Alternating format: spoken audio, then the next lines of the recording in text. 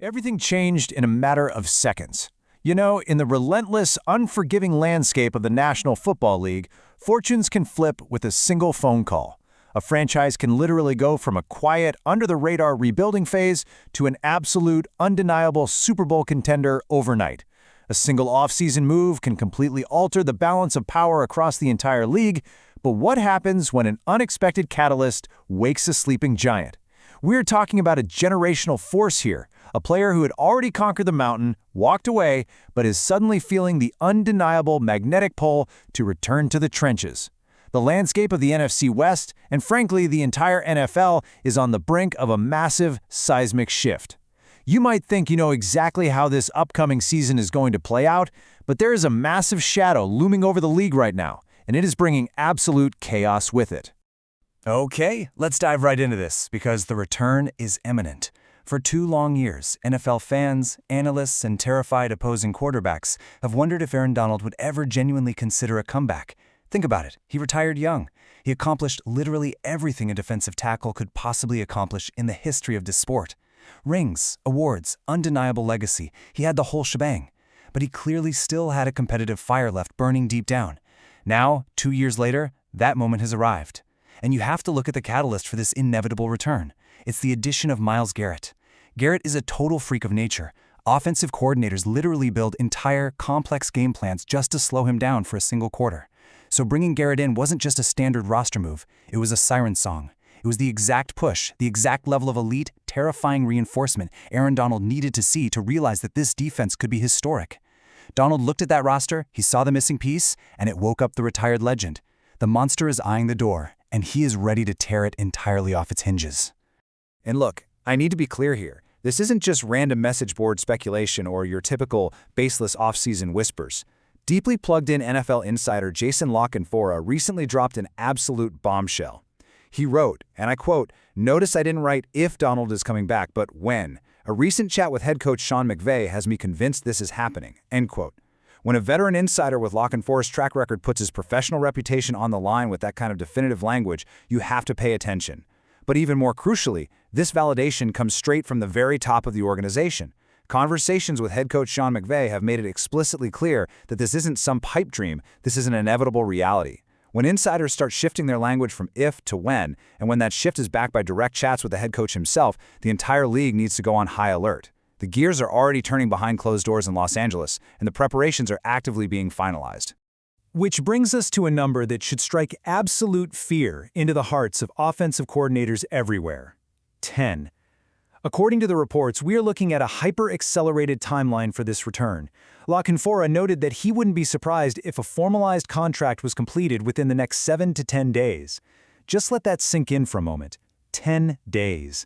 Think about what that actually looks like inside an NFL front office right now. We're talking late nights, sudden, massive shifts in pro scouting, frantic whiteboarding sessions to figure out the depth chart. Players who are currently sitting on the bubble are suddenly realizing their hard-earned roster spot is about to evaporate into thin air. Barring a sudden medical issue or a completely unpredictable last-minute change of heart, Aaron Donald could officially be a Los Angeles Ram again before you even have time to process it. This creates an intense, ticking clock urgency. The window for this cinematic reunion is closing in fast. Now you might be asking yourself, how does a guy who has been retired for 2 full years just step right back onto the gridiron and instantly dominate? Well, you have to remember, Aaron Donald isn't a normal human being. He never stopped working out. The man is notorious for borderline psychopathic training routines. We're talking about Krav Maga-style drills where he's dodging simulated blades just to improve his hand speed and reaction time. But there is a massive, fundamental difference between being in everyday great shape and being in lethal football shape. Football shape is that elite, hyper-specific level of physical conditioning, explosive readiness, and muscular endurance required to actually survive in the brutal trenches of the NFL. It's a whole different animal. And reports from executives around the league indicate that Donald is actively busting his tail right now to make this exact transition. He has a massive itch to get back on the field, and we aren't talking about some mid-season cameo. He wants to be there for the early portion of the year. He is literally transforming his body back into a weapon of mass destruction as we speak. But in the modern NFL, absolutely no grand cinematic return comes without its real-world logistical complications. Before Donald can strap on the pads and line up next to Myles Garrett, the Rams front office must solve a massive, unavoidable roadblock. It's what we're calling the $31 million problem. Because the reality is, you can't just magically slide a Hall of Fame player onto a modern cap-compliant roster without some serious, high-stakes financial gymnastics. The incredible enthusiasm of a legendary reunion immediately crashes headfirst into the harsh reality of league accounting. The front office in Los Angeles is currently working overtime, crunching the numbers to figure out a viable legal path forward to make this happen. So let's talk about the exact number. $31.1 million. That is the exact amount of money left on Aaron Donald's previous contract. When a player of this elite caliber steps away and then suddenly decides to return, the accounting department has a total, unmitigated nightmare on its hands. Now, General Manager Les Snead is famous for his incredibly aggressive roster-building mentality. He is a guy known for his willingness to bend the traditional rules of the salary cap to their absolute breaking point. But even for a cap wizard like him, this is a massive hurdle to clear. The Rams simply cannot absorb a $31.1 million cap hit at this late stage of the offseason without completely gutting the rest of their carefully constructed roster. So, the front office must figure out a way to accommodate a player who rightfully deserves elite compensation while continuing to operate within the strict confines of a salary cap that has already been heavily allocated to other key foundational pieces. So how exactly do they turn this financial nightmare into a front office masterstroke? It is essentially a high-stakes heist pulled off by the cap strategists. We can break down the exact strategic steps the Rams will likely take into 3 distinct phases. Step 1 is a ruthless, meticulous evaluation of their existing cap space to see exactly what pennies can be pinched across the current roster. Step 2, they have to legally rework the rigid structure of that lingering $31.1 million contract.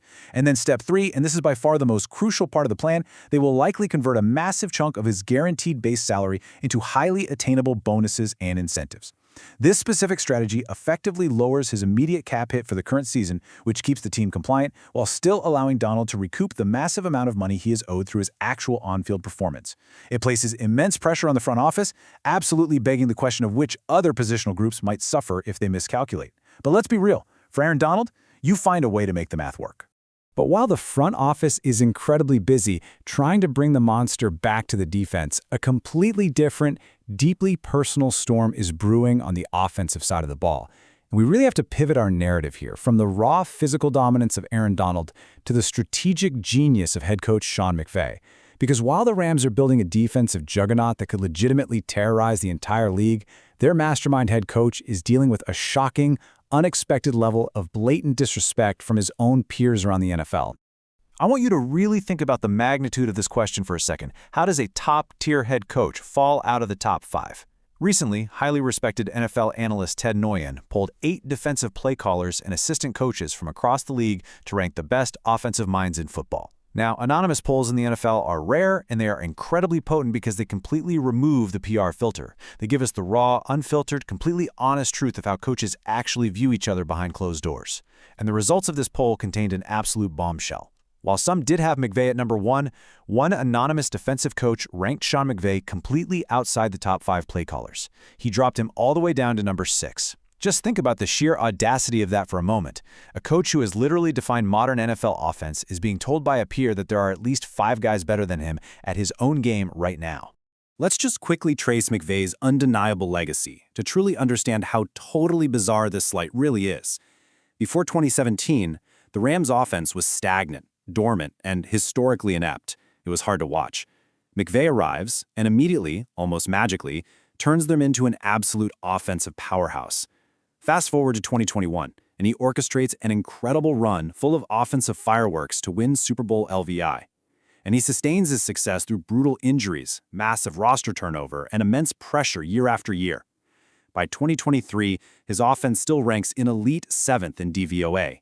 And yet, here in 2026, he's handed a number 6 ranking by a defensive peer. This isn't just a casual critique. It aggressively contrasts with historic, proven, sustained success. To be honest, it feels entirely detached from reality.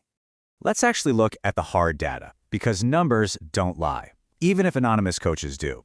For those who might not know, DVOA is a highly respected, advanced metric that measures a team's true efficiency by comparing their success on every single play to a league average based on the specific situation and the opponent. It is the gold standard for evaluating true, context-adjusted performance. Look at the last 3 years. Year 1 of this span, McVay's offense was first in the entire NFL. Year 2, they were 10th. Year 3, 7th. He has consistently engineered a top 10 offense year in and year out, regardless of who is under center or who is running the ball. He took Jared Goff and turned him into a Super Bowl quarterback. He elevated Matthew Stafford to a championship ring. He schemed Cooper Kupp into becoming a Triple Crown winner. When you look at this objective, undeniable data, ranking him 6th starts to feel deeply personal rather than analytical. And yet there is that exact number again, 6. Over this exact same 3-year span, the Rams rank 6th overall in EPA, which stands for expected points added per play. Now this creates a fascinating strategic debate. Some defensive coaches might look at that one specific metric and say, see, he's the 6th most efficient offense, so he's the 6th best play caller. The math checks out. But evaluating a play caller is about so much more than a single cumulative stat. It is about deep nuance. It's about how you adapt in-game when your original script fails. It's about how you scheme receivers completely wide open on critical third downs. It's about how you sequence seemingly mundane plays in the first quarter specifically to set up a devastating deep shot in the fourth quarter. It's about how you manipulate defenses before the ball is even snapped. To reduce Sean McVay's genius to a mere statistical average is to fundamentally ignore what is actually happening on the game tape. Because when you expand the scale of this story and really look at McVay's overarching influence on the entire NFL landscape, you realize something profound. Sean McVay doesn't just run an offense, he created the exact blueprint for dominance that the rest of the modern NFL is desperately trying to copy right now. The heavy use of pre-snap motion to reveal coverages, the intricate wide zone running schemes, the devastating play-action passing attacks that build off those runs. These are all staples of Sunday football right now, precisely because Sean McVay proved they could completely break defenses. It is what people call the McVay illusion, that elite ability to make 5 completely different devastating plays look absolutely identical to the defense right up until the snap. So let's walk through this and really look at the bizarre disconnect between reality and perception happening here. Over 3 years, EPA per play sits at 6, and they rank him 6th. Okay, fine, you can make that argument. But look at the DVOA. 1st, 10th, and 7th. That is an undeniable elite tier of play calling, yet he gets shoved completely outside the top 5. And finally, the ultimate metric that trumps everything else, Super Bowl wins. He has won. He has definitively proven that his system wins at the absolute highest level, on the biggest stage, under the brightest lights imaginable. And what is his reward for all of that? Being actively disrespected by the very defensive coordinators he has spent nearly a decade tormenting. The math just does not align with the reputation he's being assigned here. But if you want to see the ultimate stinging irony of this entire poll, you have to look deeply into the McVay coaching tree itself. Because the very same poll that placed Sean McVay down at number 6 placed Matt LaFleur at number 4 and Liam Cohen at number 5. Just let that resonate for a second. Matt LaFleur and Liam Cohen are former offensive coordinators and direct disciples of Sean McVay. Matt LaFleur is a guy who used to figuratively get McVay coffee as a subordinate. The league is literally saying that the men who learned the system from the mastermind are currently better at running it than the mastermind himself.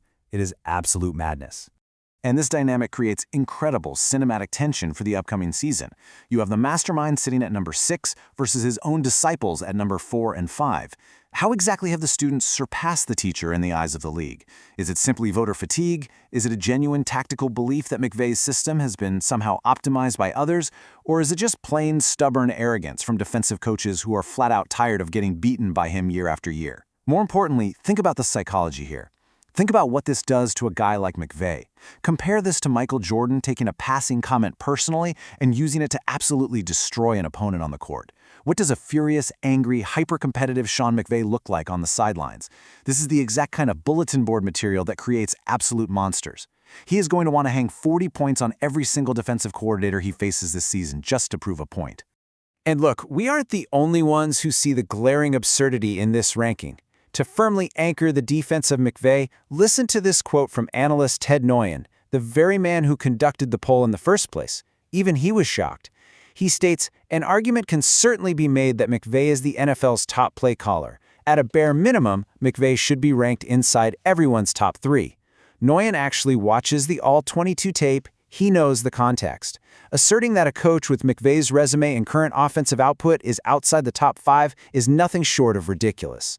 In fact, these anonymous defensive coordinators might actually be exposing their own strategic blind spots by undervaluing how potent McVay's current scheme truly is. It is a massive evaluation flaw that the rest of the league is about to pay dearly for." So we have reached the ultimate climax of this narrative. We have 2 massive parallel storylines running on a direct, unavoidable collision course in Los Angeles, building immense, terrifying pressure for the upcoming season. On one hand, you have the highly anticipated, truly terrifying return of a physical god in Aaron Donald, spurred on by the brilliant, aggressive addition of Myles Garrett. On the other hand, you have an offensive genius in Sean McVay, who has just been publicly slighted by his peers, forced to sit back and watch his former assistants get ranked ahead of him in a national poll.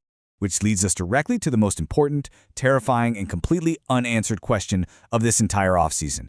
What happens when you give a disrespected mastermind his monster back? Seriously, I want you to pause for a second and force yourself to imagine the sheer devastation of this scenario playing out on a Sunday. Detail exactly what this absolute nightmare looks like. You have a Rams team that is now armed with maximum visceral motivation on both sides of the ball. You have a coach calling plays like he has something to prove to every single defensive coordinator standing on the opposite sideline. And you have a rested, reinvigorated defensive tackle eager to remind the entire world exactly why he is universally considered the greatest to ever do it. This is the perfect storm. Just look at these compounding factors. You have Aaron Donald completely reinvigorated and in lethal football shape. Imagine the visceral, paralyzing fear of an offensive line desperately trying to slide protection to block Myles Garrett, only to realize that doing so leaves Aaron Donald one-on-one. It is mathematically and physically impossible to block both of them effectively. Somebody's getting through. On the other side of the ball, you have an offense that is already maintaining an elite DVOA, moving the chains with relentless clinical efficiency. And orchestrating it all, a brilliant play caller with a massive, undeniable chip on his shoulder.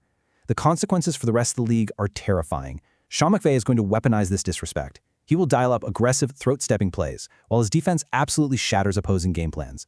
The Rams aren't just looking to compete this year. They're looking to leave scorched earth behind them.